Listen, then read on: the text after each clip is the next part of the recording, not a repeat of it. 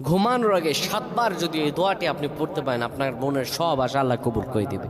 সব আশা আপনার কবুল হয়ে যাবে ইনশাআল্লাহ। এটি আপনি আপনার পরিবার মানুষকে শেয়ার করবেন। এটি আপনারা যখন দেখবেন শেয়ার করবেন, এটি আপনার একটি শেয়ারে আপনি আমল না করে সব পেয়ে যাবেন। জানেন সেটা কিভাবে?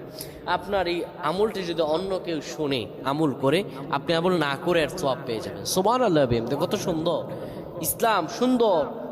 আপনি আমল মানুষের কাছে ছড়িয়ে দিবেন, মানুষের কাছে আমলগুলো শেয়ার করবেন, আল্লাহ তাআলা আপনাকে ফজিলত দান করে দেবে। প্রিয় ভাইরা আমার, অনেকে মনের মধ্যে অনেক আশা, অনেক ব্যথা, অনেক চিন্তা, অনেক চেতনা, কি করব, আপনি আল্লাহ আপনার শব্দ কবুল করে নেবেন। প্রিয় ভাইরা আমার, ঘুমানোর আগে যদি কোনো ব্যক্তি পড়তে পারে, ঘুমানোর আগে উযু করার পরে 7 বার যদি পড়তে পারে, ইয়া রব্বানা ইয়া রব্বানা ইয়া রব্বানা, হে আমাদের রব, হে আমাদের রব, আল্লাহ।